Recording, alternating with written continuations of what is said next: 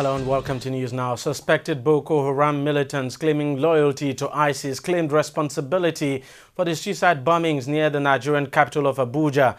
At least 20 people were killed in the bomb attacks, which occurred on Friday, hours after the country celebrated her 55th independence anniversary. A statement on Twitter named 3 suicide bombers who, it said, were behind the attacks. President Muhammadu Buhari had blamed Boko Haram, which of course has waged a 6-year campaign to carve out an Islamic state in northern Nigeria for the Abuja attack. But the militants claiming loyalty to Islamic State said they had conducted the suicide bombings. The authenticity of the statement has, however, not been verified by the Nigerian government. Islamic State militants, an ultra-hardline offshoot of Al-Qaeda, has declared a caliphate in captured territory in Iraq and Syria. The militants have gained global repute for killing or kidnapping members of ethnic and religious minorities and posting videos of its members killing Arab and Western hostages. Now, President Muhammadu Buhari has visited the victims of the Kuje and Nyanya Abuja blast at the National Hospital, Abuja. Buhari condemned the attack, calling it a cowardly action. He went round the wards where the victims were recuperating and promised to investigate the attack. 13 of the 24 people admitted in the hospital were discharged on Sunday afternoon. The president reassured the survivors that the federal government would take full responsibility now for settling their medical bills. Now, following the multiple bombings in Abuja, Nigeria's Labour Congress has urged residents to be vigilant. The NLC, in a statement signed by its president, Ayuba Waba, condemned the blast on residents of the towns of Kuje and Nyanya, saying the action calls for communal vigilance by all residents. The NLC said the latest attack should not weaken the morale of the forces involved in the battle against terrorism. Rather, it should reinvigorate their fighting spirits. The union also condoled with the families of all the victims of the attacks and asked government to ensure provision of the best medical attention and treatment to the injured. Nigeria's former Minister of Petroleum, Diezani Alison Madueke, has failed to appear before London's Westminster Magistrate Court. The embattled minister was scheduled to appear on Monday morning in relation to money laundering and corruption allegations being investigated by the UK National Crime Agency. However, the former minister was a no-show. Alison Madueke was arrested last Friday along with 4 other persons for alleged bribery and corruption-related charges. Since assuming office, President Muhammadu Buhari has embarked on an anti-corruption war to retrieve loot stolen by corrupt Nigerian officials, especially in the oil sector. Now, Alison Madueke played a prominent role in the administration of former President Goodluck Jonathan. She's been repeatedly accused of embezzlement and corruption while in office. Now, as you know, in late September every year, the UN General Assembly takes place in New York, the United States of America, attracting virtually all the world leaders representing more than 200 countries and territories.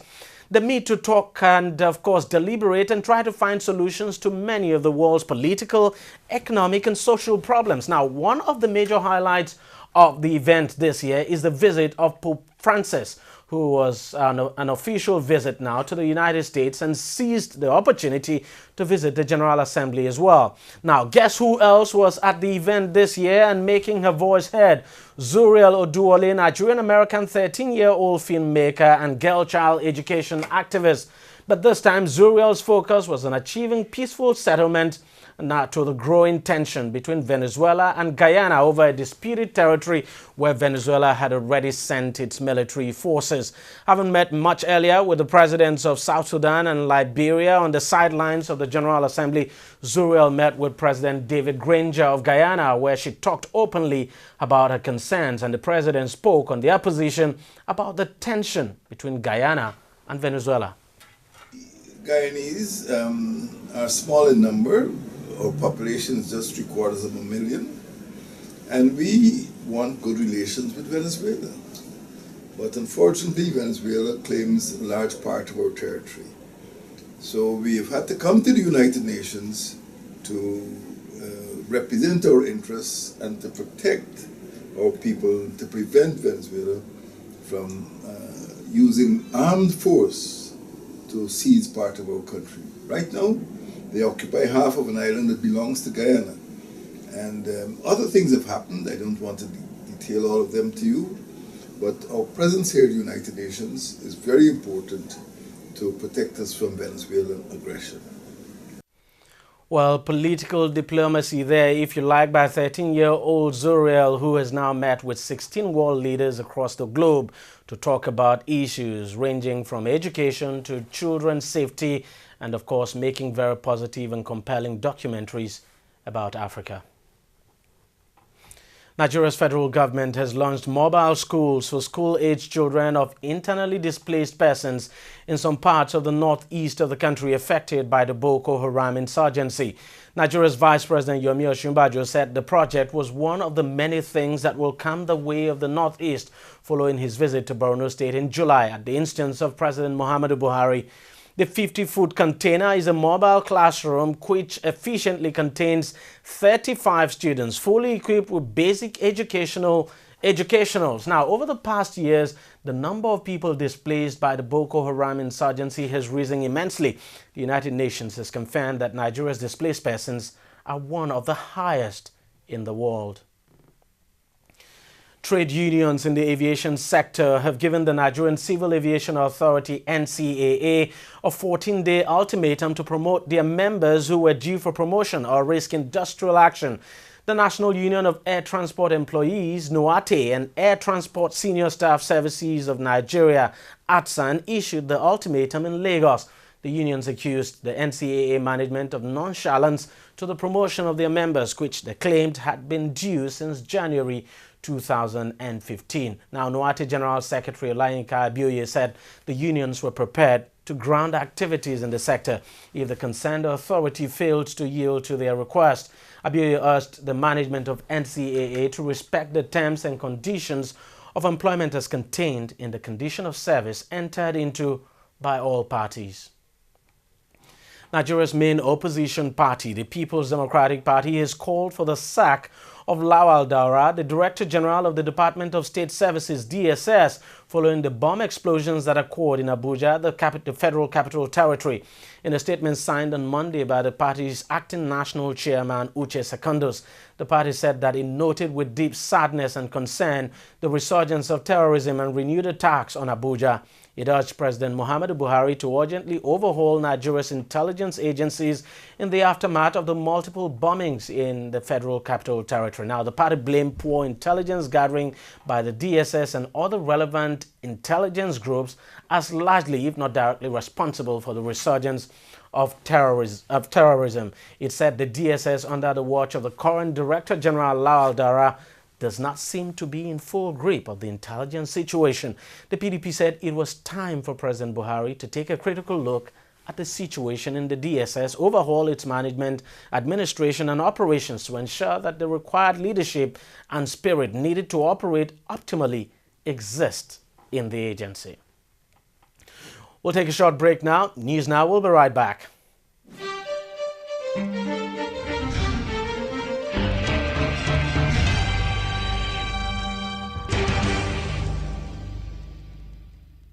Every day, every hour, and every minute, news break in Nigeria. Things happen so fast, it's most times difficult to track and comprehend them. But that's what we do right here on TV360. 2015, would you want to come back again? It's like asking Jesus Christ if he knew he was going to die, will you want to come back as the savior of the world again? We do not just help you track the stories, we break them down, explore all the angles, analyze the issues so that you can fully comprehend the stories and use them to make the right decisions.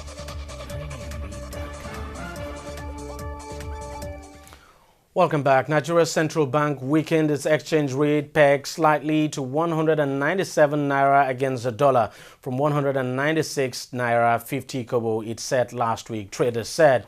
Traders said the regulator issued the message on Monday announcing the adjustment, which is the seventh since the bank introduced tight currency controls in February.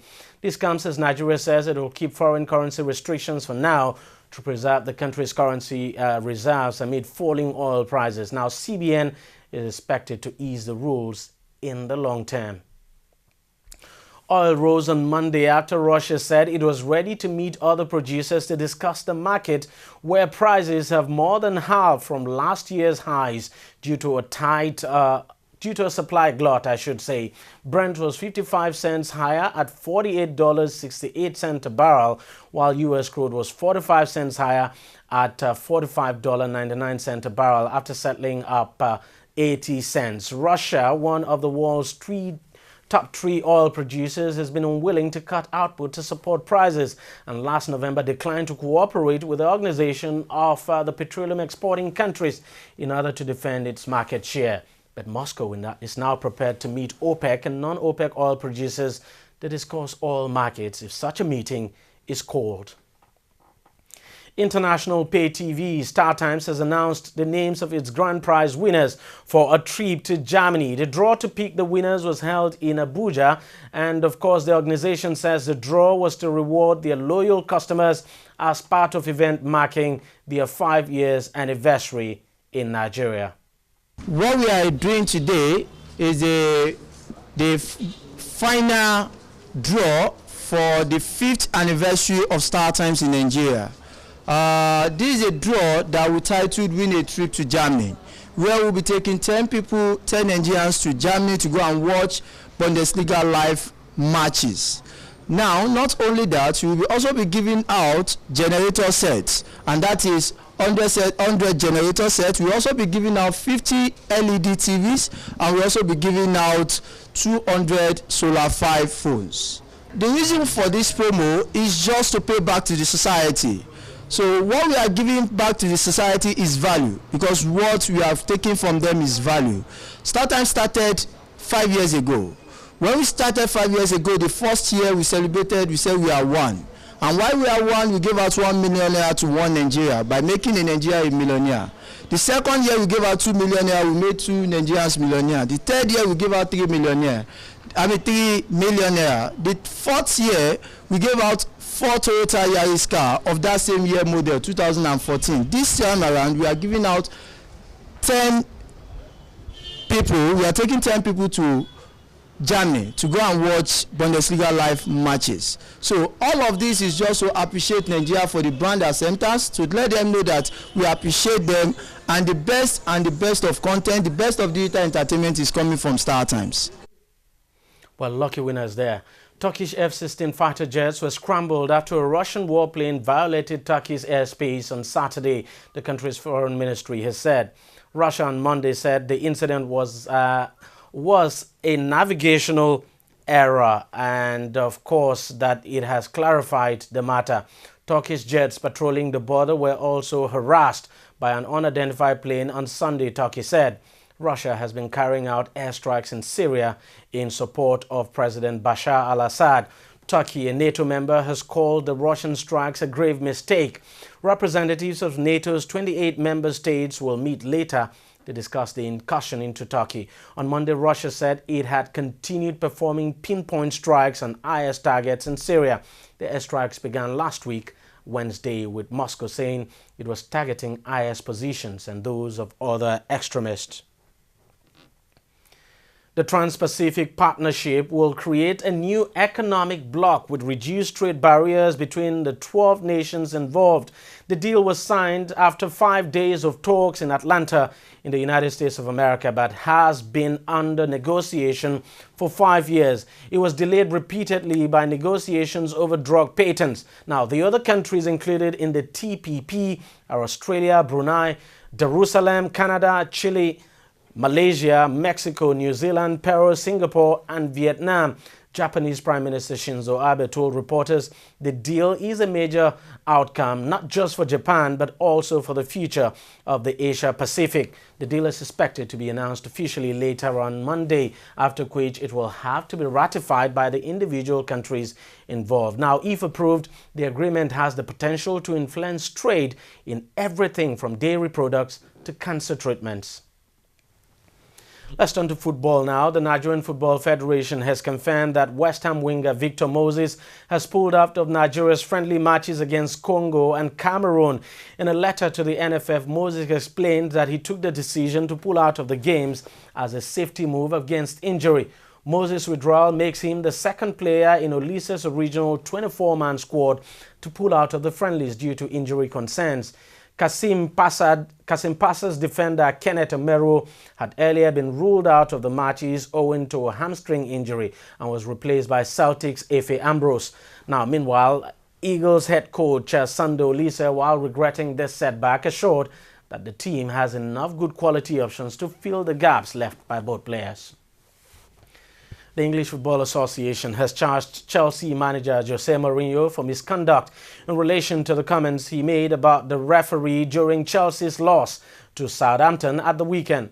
Mourinho criticized English referees, claiming that they are afraid to give decisions to Chelsea, while also slamming the decision to ban Diego Costa through video technology. It is alleged, actually, his remarks constitute improper conduct in that they allege or imply bias on the part of a match official or match officials and or bring the game into disrepute. He has until 6 p.m. on Thursday to respond to the charge. The ever-controversial Jose Mourinho of Chelsea. Not a good time for Chelsea at all, and it appears this man is really irritated by the results that Chelsea is churning out on the field, not doing well at all. It's a very bad period for Chelsea. Well, that's it on News Now. We thank you very much for watching. Continue to stay tuned to TV360. We have more programs coming your way.